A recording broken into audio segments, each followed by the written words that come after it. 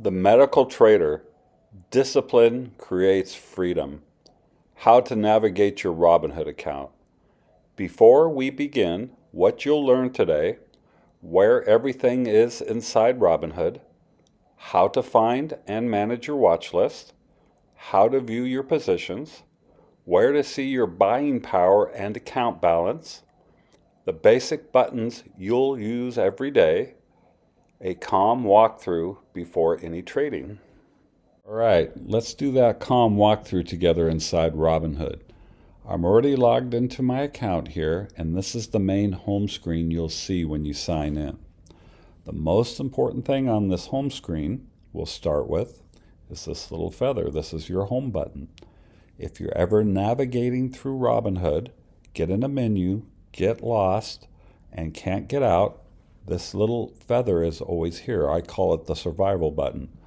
So you would want to click this, and this would bring you right back, and I'll give you an example. So we'll just go into retirement. I don't know where I'm at. I'm lost. Click this, and there we are. We're back on our home screen again. This is what your home screen is going to look like. It's going to have your balance right here. It's going to have your buying power right here.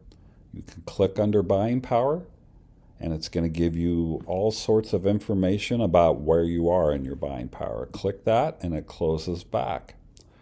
This is your graph here showing how much money you've made during a certain amount of time. I'm on year to date. I haven't used Robinhood in 2 or 3 years at least. I did make a trade on coin this morning just to practice.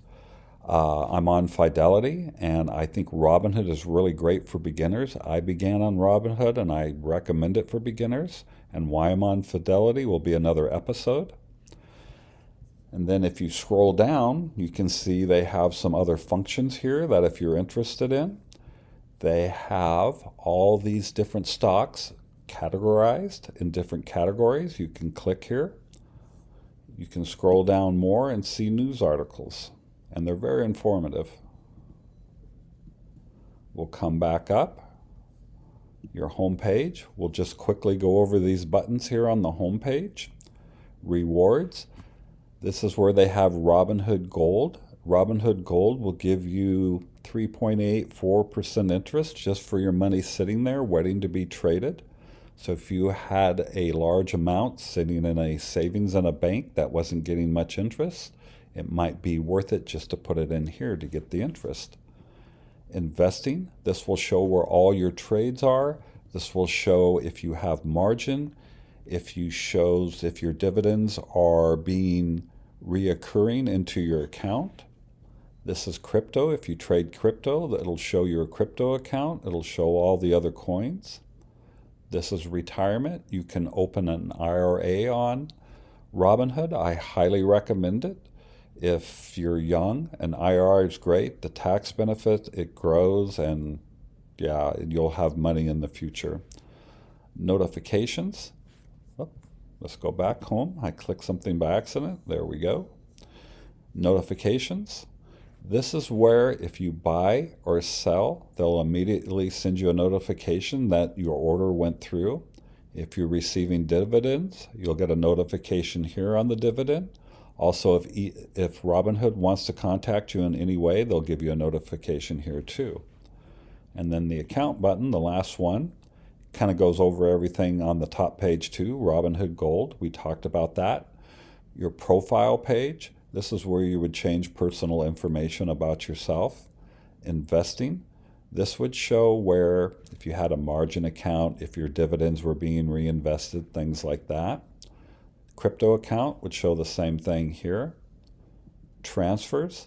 This is where you're going to make your transfers. This is where you're going to transfer money either from your checking account, debit card into Robinhood. Also here, you can transfer the money back into the bank. Reoccurring, you can make reoccurring transfers that automatically transfer without you doing anything on time intervals. Reports and statements, these will be specific reports on your trading. Tax center, so if you're trading and you're actually making an income, if you're selling options, day trading, whatever to make the income, you're going to get a 1099, that's where you'll receive it.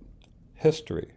This will show all of the trades that you've ever made. It'll have a whole log of all the trades you've ever made.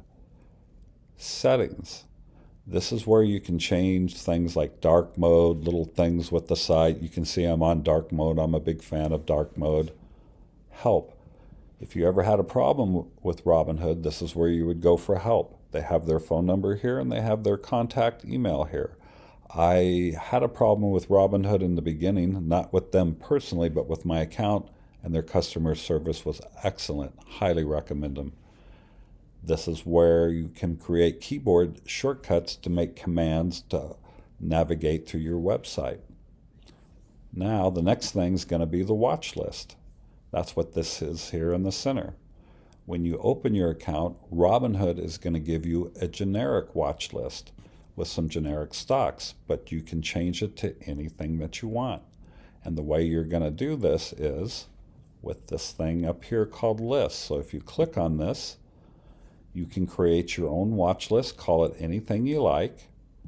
And as you can see, I'm going to show you there's a trick to how to move the watch list. So right now, if I scroll on the sidebar, you can see the watch list doesn't move. So what you need to do is click somewhere here on the watch list, and then you're going to work your arrows on your dashboard or on your laptop. And you can see how I'm moving it around.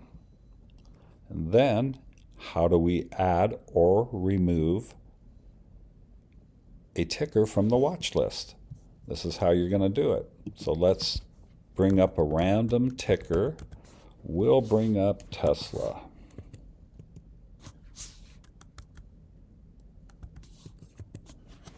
Here it is. We'll click on it.